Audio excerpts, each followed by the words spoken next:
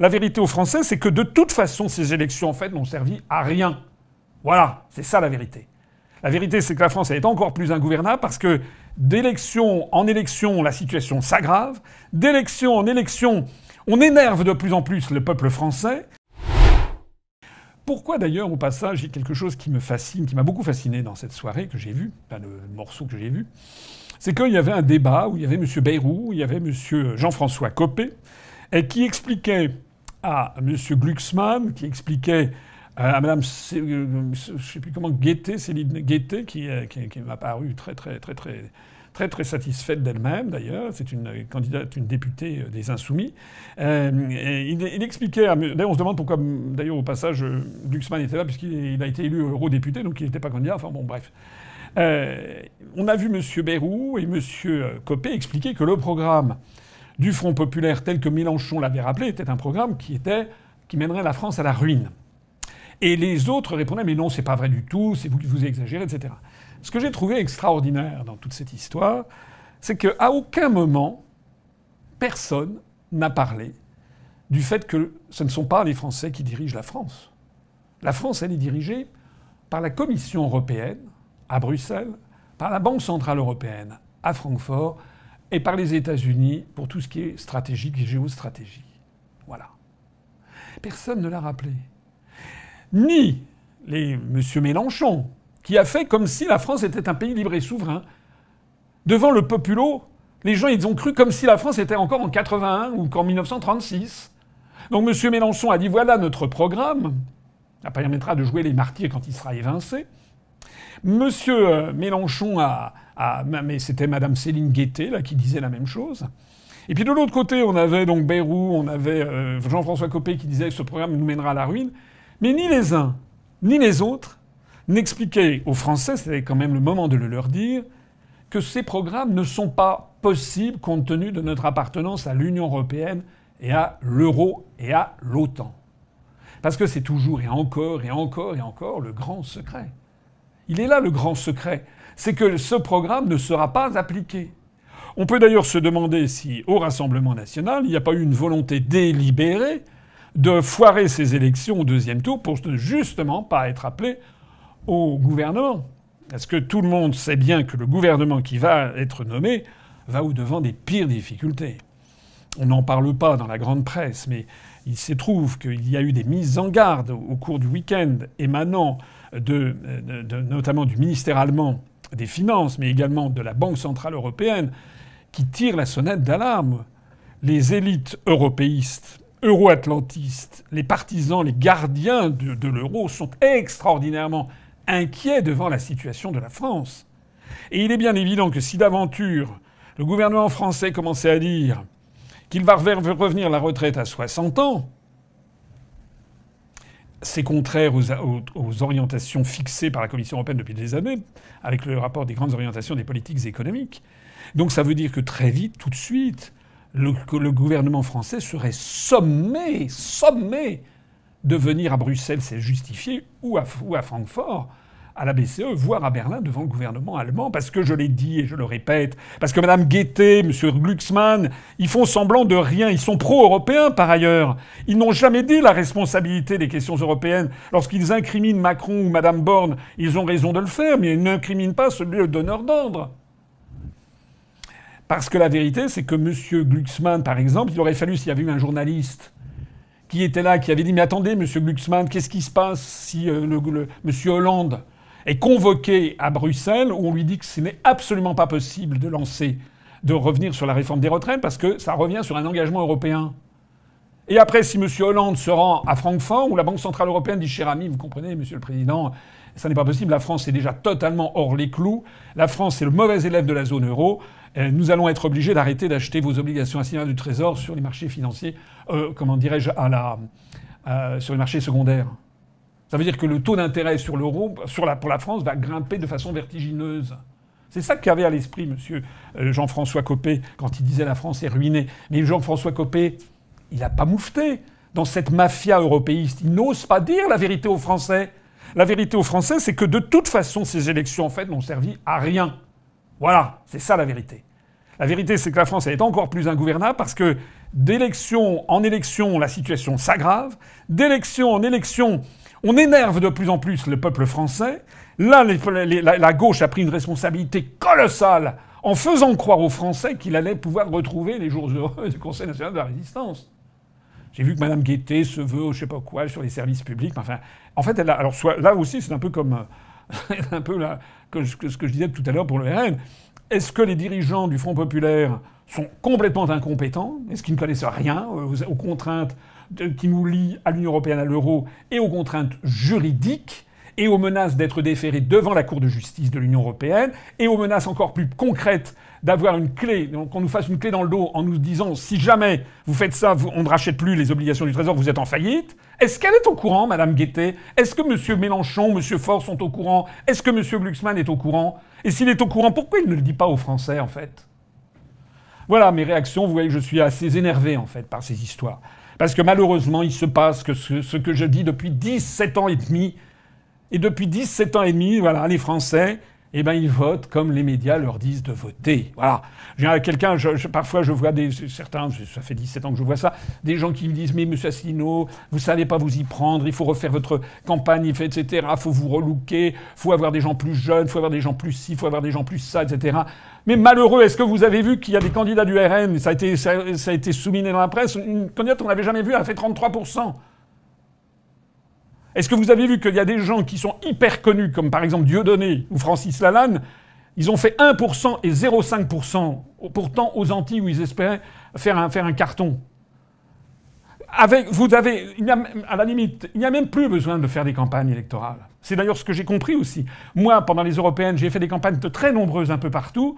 La couverture médiatique a été extraordinairement faible, en fait. Donc il y avait des gens qui venaient me voir. C'était sympathique, je suis content de les avoir vus. Mais à la limite, ça n'a pas changé le score, puisque de toute façon, j'étais barré de tout. C'est la raison pour laquelle, d'ailleurs, les autres partis ne font plus de campagne, ou très très peu. Il leur suffit de savoir qu'est-ce que l'oligarchie a décidé pour eux. Voilà. Qu'est-ce qu'elle a décidé pour eux. On le voit d'ailleurs avec ce qui se passe au Royaume-Uni, puisque le parti conservateur a été balayé par le Parti travailliste, qui a eu 33% des voix, qui, du fait du scrutin, comme je le disais tout à l'heure, a une très large majorité aux communes. La presse française a été assez discrète là-dessus, d'ailleurs. Parce que normalement, Le Monde aurait dû titrer « Triomphe des travaillistes ». Mais comme ils savent, en fait, que le RN a fait le même score que les travaillistes et que le RN se retrouve très minoritaire sur 577 députés avec 140, alors qu'à Londres, le travailliste se retrouve avec 410 députés, le monde est un peu gêné. Voilà, les médias sont un petit peu gênés. Mais ce qu'il faut savoir, c'est qu'en fait, on a appris par des indiscrétions que M. Larry Fink, le président de BlackRock, avait rencontré quelques jours avant M. Stramer, le Premier ministre travailliste, et lui a donné son absolution, bien entendu. Donc les travaillistes, même si le Royaume-Uni est sorti de l'Union européenne grâce au Brexit, l'oligarchie euro-atlantiste tient encore fermement les rênes un peu partout, même au pays du Brexit. Voilà. Alors voilà quelles sont mes réactions. Maintenant, on va voir. Donc, je pense que Gabriel Attal va présenter sa démission. Très probablement, il va annoncer dans la foulée qu'il crée un parti politique pour renouveler la politique française, refonder je ne sais pas quoi. On va avoir une floraison de nouveaux partis politiques qui vont vouloir se refonder, renouveler, etc., etc. Mais en pratique, ce que je pense, c'est qu'on va retomber sur une situation qui était un peu la situation précédente. Sauf qu'il y aura plus de députés du RN, et sauf que LFI en aura plus. Mais au bout du compte, par rapport à la situation précédente, eh bien, on aura le groupe qui soutient Macron aura dû faire des compositions avec la gauche européiste, molle, version Parti socialiste Olivier Faure, version François Hollande, voilà, Jean-Marc Ayrault, de Carole Delga. Donc moi je verrais bien Carole Delga Premier ministre, par exemple, pour donner un petit coup de jeune, Madame Tondelier, héritant d'un grand ministère de l'écologie. Peut-être Monsieur François Hollande prendrait le ministère des Affaires étrangères, parce que je crois qu'il aime bien prendre l'avion, etc., etc. Et puis bon, c'est reparti comme en 14. Voilà à peu près la situation. Pendant ce temps-là, la France va continuer à dégringoler, puisque vous le savez, eh bien, les admonestations venues de Berlin, de Francfort et de Bruxelles sont de plus en plus sérieuses et imminentes. Et donc la rentrée, à mon avis, risque d'être la rentrée de bien des désillusions. Voilà, merci de m'avoir écouté. Et puis réfléchissons tous ensemble au fait que pour vraiment sauver le pays, parce qu'il y a quand même une clé pour sauver le pays, cette clé c'est celle que je vous propose depuis 17 ans. Alors je sais bien que certains ricanent. Voilà. C'est très bien de ricaner. Ceux qui ricanent parce que nous faisons 1%, 2%, 3,2% lors des élections, l'élection législative, je sais bien qu'ils ricanent. Ils ricanent. Mais ceux qui ricanent, en fait, ils ricanent de leur propre servitude, en fait. Puisqu'ils n'ont toujours pas compris qu'en fait, les Français, pour l'instant encore, votent comme leur disent les médias de faire. Et donc la sortie de cette affaire, c'est lorsque les médias n'auront plus, les grands médias n'auront plus cette force de formation majoritaire de l'opinion publique. Il faut absolument que les Français se ressaisissent. Il y en a quand même beaucoup qui ont commencé à comprendre le système. Et puis que les Français peut-être se disent que la sortie, c'est pas en jouant un extrême ou un autre. Le système, il adore ça. Il a joué là-dessus, d'ailleurs. Si Macron va pouvoir rester qu'à un cas, c'est parce qu'il a joué sur la hantise des extrêmes, l'extrême droite et l'extrême gauche. C'est la raison pour laquelle, en tout cas, moi, j'ai créé un parti politique qui s'est toujours défié des extrêmes et qui a toujours été classé en divers, au-dessus du clivage droite-gauche. Merci de réfléchir à tout ça. Et puis, bon, vive quand même la France. Pourquoi le Frexit est-il une nécessité absolue? Quelle est l'importance pour la France de sortir de l'Union européenne, et de l'OTAN? Voici quelques raisons. 1. Souveraineté économique. En quittant l'UE, la France pourrait mieux contrôler sa politique économique, notamment en matière de régulation des marchés, de politique commerciale et de gestion des frontières. Cela permettrait de protéger les intérêts économiques français sans être contraint par des règles et accords européens souvent jugés contraignants. 2. Politique étrangère indépendante. En se retirant de l'OTAN, la France pourrait redéfinir sa politique étrangère de manière plus autonome. Elle pourrait choisir ses alliances stratégiques en fonction de ses intérêts nationaux spécifiques, sans être liée aux décisions collectives de l'OTAN. Cela permettrait des politiques de défense plus ciblées sur les priorités françaises, telles que la sécurité en Europe et au-delà. 3. Liberté de décision. La sortie de ces organisations permettrait à la France de prendre des décisions politiques majeures de manière souveraine, sans l'obligation de consensus avec d'autres nations membres. Cela offrirait une plus grande flexibilité dans la gestion des crises internationales et des défis sécuritaires, en alignant les actions sur les priorités nationales sans compromettre la souveraineté. 4. Contrôle des frontières et de l'immigration. Une sortie de l'UE permettrait à la France un contrôle plus direct sur ses frontières et sa politique d'immigration, en adaptant les règles et les quotas selon les besoins nationaux et les conditions économiques et sociales spécifiques. 5. Identité culturelle et politique. En retrouvant une pleine souveraineté, la France pourrait mieux préserver et promouvoir son identité culturelle, ses valeurs et ses traditions nationales sans l'influence parfois perçue comme homogénéisante de l'UE. Ces exemples montrent comment la sortie de l'Union européenne et de l'OTAN pourrait potentiellement permettre à la France de renforcer sa souveraineté et de faire des choix plus autonomes en accord avec les intérêts nationaux. Qu'en pensez-vous?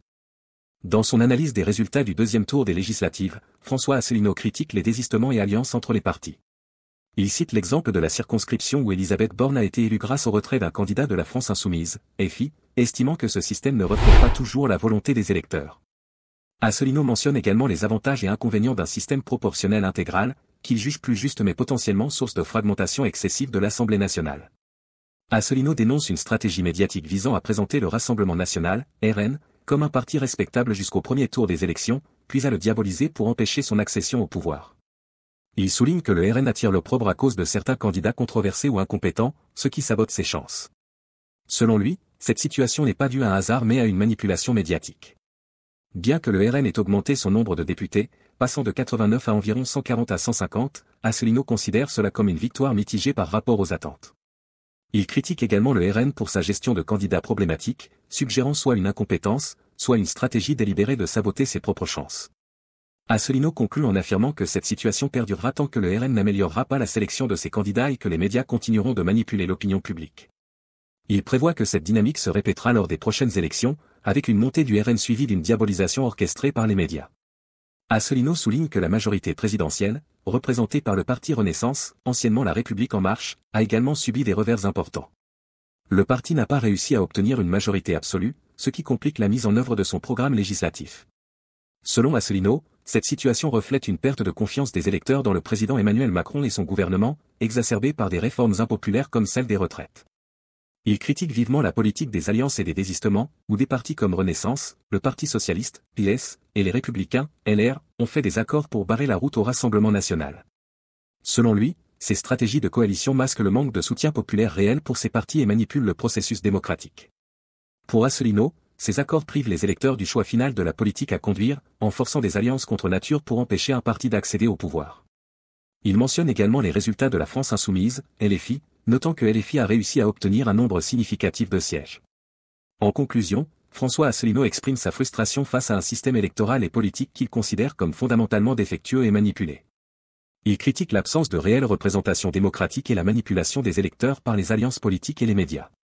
Pour Asselineau, la solution réside dans une réforme profonde du système électoral pour permettre une véritable expression démocratique et éviter les stratégies de manipulation politique qui, selon lui, nuisent à la démocratie française.